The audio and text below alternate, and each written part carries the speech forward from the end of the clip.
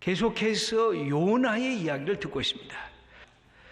요나는 미소를 머금고 하나님께 감사하는 그런 인물이라기보다는 오히려 화를 내고 하나님 앞에서도 심술스러운 표정을 짓고 있었던 그런 요나의 모습이 떠오르게 됩니다.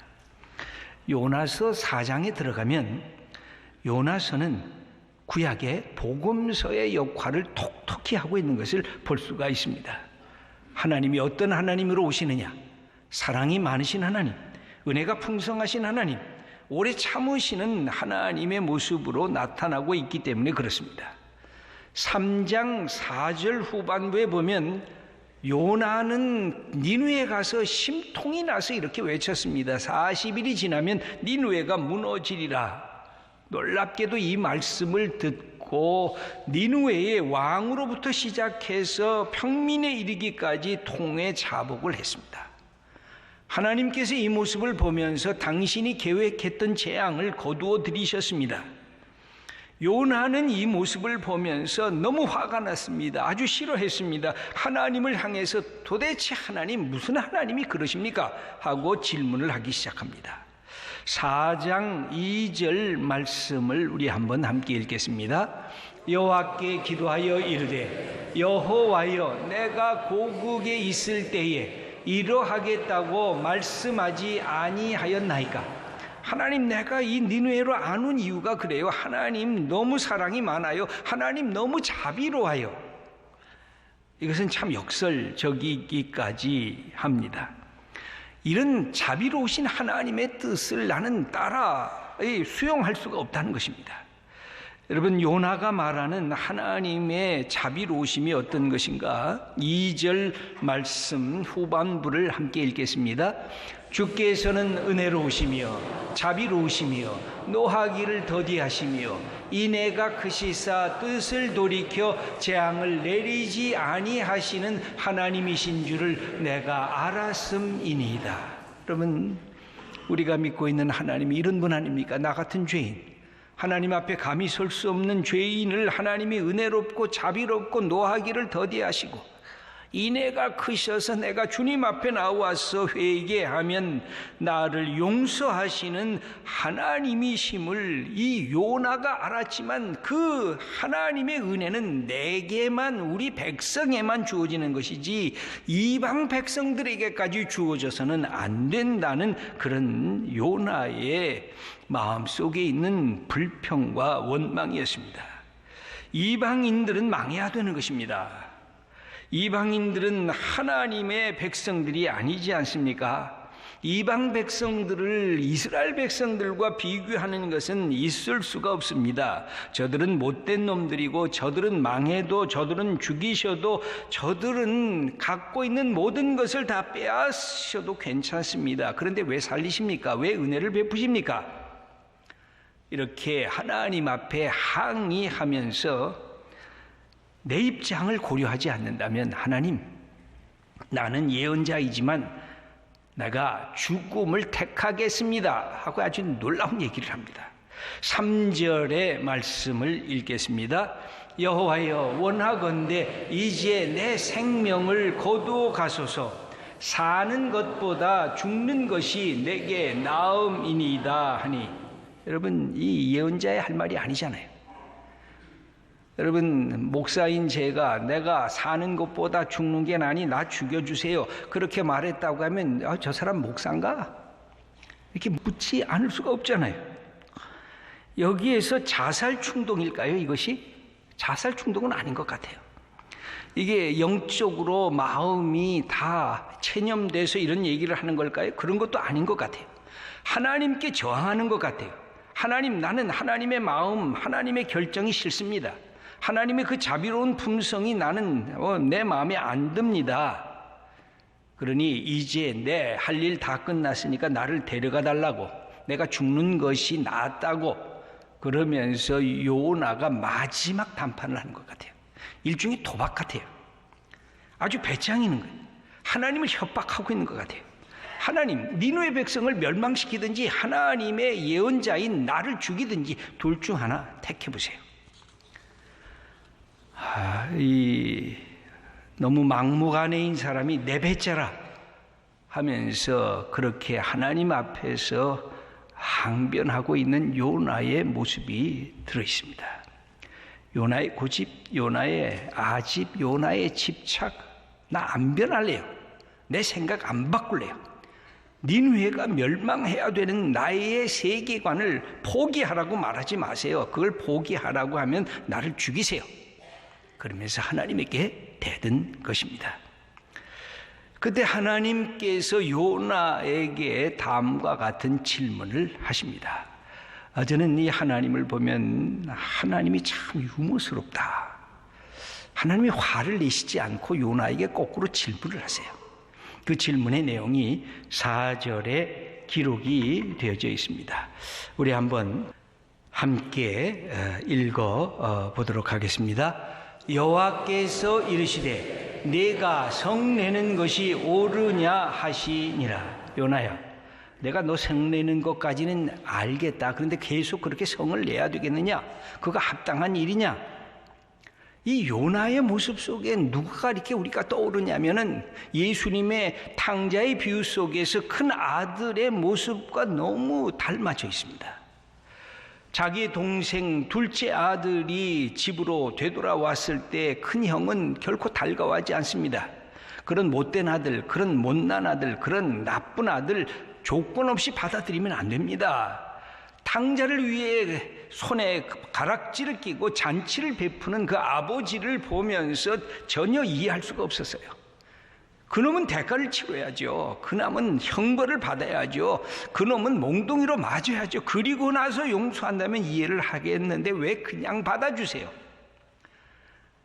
야단 맞아야 할 대가를 치르지 않고 받아들이는 그 아버지를 이 큰 아들은 이해할 수가 없어서 여기에서도 보면 똑같이 화를 냈어요. 누가복음 15장 28절을 보면 이렇게 기록이 되어 있습니다. 그가 첫째 아들입니다. 노하여 들어가고자 하지 아니하고, 이게 노했다 그랬어요. 노해서 화를 냈어요. 들어가고자 하지 아니하거늘 아버지가 나와서 권했다, 이런 표현이 되어 있습니다. 아마 내 지분이 줄어들 거다, 그런 욕심도 있었을 겁니다. 저놈의 아들이 오면 그동안 아버지 거는 다 내 거였는데 저놈 아들이 와서 아버지의 지분을 또 나눠야 되니까 이거 도대체 저렇게 힘들게 어렵게 산 놈을 받아들이는 것이 있을 수가 없지 않은가. 나는 저런 인간과 어울리기가 싫다라고 하는 마음에 그런 생각을 했는지 모르겠습니다. 여러분, 최근에 한 고급 교육 공무원이 민중은 개와 돼지와도 같다 하는 것을 취중 발언으로 했다라는 말을 할 때에 온 나라가 발칵 뒤집혔습니다. 어쩌면 공무원분들뿐만 아니라 곳곳에 이런 생각을 갖고 있는 사람들이 많이 있는 그 모습이 아닌가. 우리 마음이 아프고 우리의 마음이 슬펐습니다. 여러분, 좋은 나라가 좋은 사회가 어떤 사회입니까? 있는 사람이 더 많이 있게 돼서 떵떵거리며 사는 것, 내가 힘 있는 사람이 더 힘 있는 자가 돼서 내가 마음껏 휘두르는 그런 사회가 좋은 사회일까요? 아니면 가난한 사람들에게 희망이 보이는 사회, 지금은 내가 배운 것이 많지 않지만 내가 배울 수 있고, 아니 나는 잘 못 배웠지만 내 자녀들은 더 잘 배워서 우리의 가문이 좀 더 풍성한 축복의 가문이 될 수 있다고 하는 그런 가능성이 열려진 사회가 복된 사회일까요? 나는 내 인생을 힘들게 아프게 애통하면서 살았지만 내 다음 세대에 그런 변화의 가능성이 열려진 사회가 더 축복된 사회일까요? 분명히 후자일 거예요. 여러분, 우리의 삶에서 우리가 갖고 있는 이 삶의 연약한 자들, 버려진 자 같은 사람들에 대한 배려가 없는 사회는 살벌한 사회예요. 뭔가 변화와 새로운 역사의 가능성, 기회가 열려진 사회로 우리가 나아가도록 하도록 우리의 모든 역량을 발휘해야 하는 것입니다. 여기에 보면 이 화를 냈다고 하는 말이 나와 있는데, 여러분, 화를 안 내고 여태까지 살아본 적이 있으십니까? 아마 한 번도 없으실 것입니다. 화내는 것은 결코 비정상이 아니라 정상인 것입니다. 여러분, 화를 낸다는 것은 우리에게 두 가지가 달려 있습니다. 하나는 화를 내는 것이 인생의 축복이기도 합니다. 여러분, 화내는 것은 결코 나쁜 것만이 아닙니다. 자기 자신을 보호하라는 경보음이 내 속에서 솟아나는 게 그게 화내는 겁니다. 야, 지금 네 자아가 깨지고 있어. 네가 소중히 여기는 네 가치관이 위협을 받고 있어. 네가 무시당하고 있어. 네가 왕따 당하고 있어. 네가 지금 억울한 처지에 들어가 있어. 그래서 화를 낸다는 것은 내가 살아가면서 나 자신을 보호하기 위한 방어 도구인 것입니다. 마치 창과 칼을 찌르는 것을 막기 위해서 갑옷을 입는 것 같이 내 속에 이 화를 내는 기능이 있습니다. 마치 선인장이 가시로 자기 몸을 두르듯 그렇게 아름다운 장미도 줄기에 가시가 돋쳐 있어서 그 아름다운 자기를 보호하는 그 수단이 바로 화를 내는 것입니다. 여러분, 그래서 화를 너무 억제해서는 안 됩니다. 화를 너무 통제하려다가 건강을 잃어버리는 사람도 있습니다. 삶이 망가지기도 합니다. 가슴이 멍듭니다. 내 속에 응어리가 들어갑니다. 소위 세상이 말하는 화병을 앓게 될 위험성이 화를 표현하지 않으려고 할 때, 그래서 화는 때로 표현을 해야 돼요. 그러면 화내는 것은 축복만이 있는 것인가? 아니에요. 화내는 것에 화가 있어요. 자기 절제가 무너지는 것을 보게 돼요. 자기 자신뿐만 아니라 남을 향해서 독을 품고 있는 자기 모습을 발견하게 돼요. 부드러운 내면의 세계가 사라져요. 얼굴이 찡그려지고 거칠어지고 내 삶 전체가 황폐해질 수 있는 위험성이 있어요. 그래서 화를 내는 것과 분노한다는 것은 다른 말로 표현하면 열정은 열정이에요. 뭐가 없는 열정일까요? 사랑 없는 열정이에요. 국률 없는 열정이 화를 내고 분노하는 것이에요. 그래서 이 사랑 없는 열정인 분노가 인간을 다치게 합니다. 우리가 여기에서 필요한 것이 있어요. 화를 내는 것은 내가 살아있다는 증거예요. 내가 생각한다는 증거고, 내가 할 말이 있다는 것이고, 내가 판단할 기준이 있다는 것이고, 나도 느끼는 감정적인 존재라는 것이고, 그래서 화를 내면서 내 삶의 건강, 정신 건강을 위해서 이 화라고 하는 것은 너무 중요한 것이에요. 그런데 화를 낼 때 한 가지 원칙이 있습니다. 감정을 가라앉히고 화난 이유를 말하는 것입니다. 감정을 가라앉히고 그 화난 것을 그대로 표현하게 되면 나도 망가지고 상대방도 망가집니다.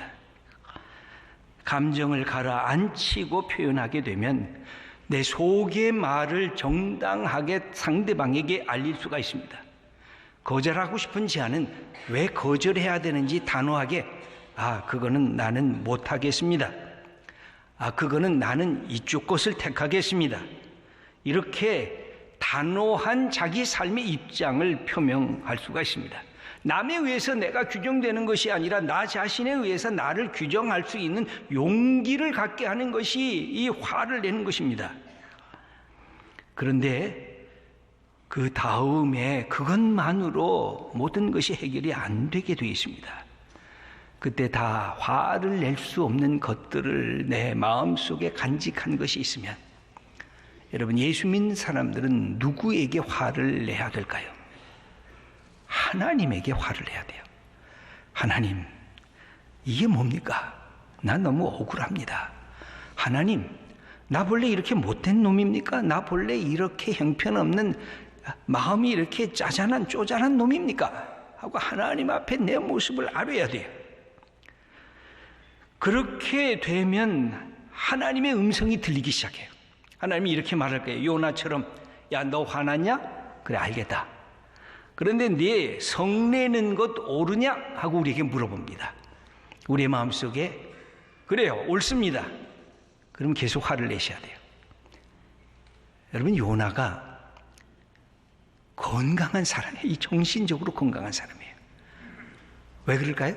하나님께 화를 낼 수 있기 때문에.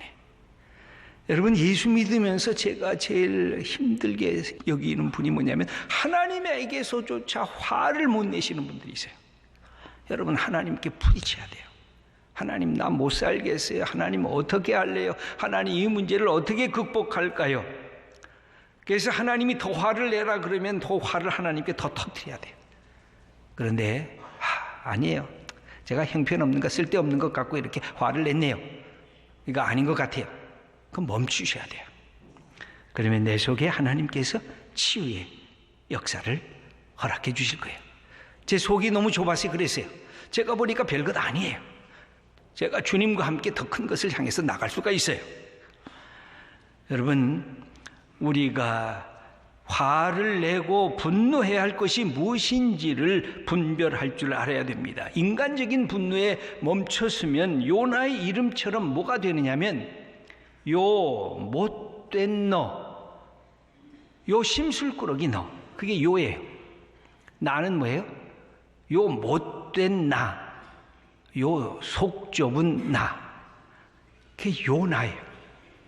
바로 그 요나가 내 속에 있어요. 그래서 이 나를 향한 이 분노를 먼저 하나님께서 나 자신에게 하고 있구나 하는 것을 깨달아야 돼요. 야, 너는 네 모습은 어떠냐? 나 자신을 향해서 깨닫게 되면서 하나님의 마음을 품게 되면, 여러분, 이 분노가 강력한 힘이 있습니다. 여러분, 사랑만큼 분노에게도 이 힘이 있어요. 에너지가 있어요. 하나님의 마음을 갖고 분노하면 이 시대가 악이 많습니다. 하나님, 이 연약한 것을 내가 어떻게 도와야 되겠습니까? 그런 마음이 에너지가 생기면 그런 사람들이 믿음의 사람들이에요. 여러분, 구약과 신약에 나타난 모든 위대한 사람들은 하나님의 마음으로 이 분노의 에너지를 가졌어요. 이 시대 악, 하나님을 알지 못하는 것에 대한 마음속에 연민과 분노를 가지면서 믿음의 역사를 만들었던 것을 볼 수가 있습니다. 사랑하는 귀한 성도 여러분, 우리가 분노하고 있는 것은 뭘까요? 내가 올바른 분노를 하고 있을까요? 거룩한 분노일까요? 아니면 인간적인 나의 욕심 때문에 분노하는 것으로 스스로 안달하고 있을까요? 오늘도 주님 앞에 내 모습을 아뢰면서 주님, 쓸데없는 분노를 멈추게 하시고 진정한 분노를 주님과 함께 이 땅에서 주님의 역사를 이루는 일에 쓰임받게 하시옵소서. 마음에 결단하는 주님의 자녀들 다 되시기를 축원합니다.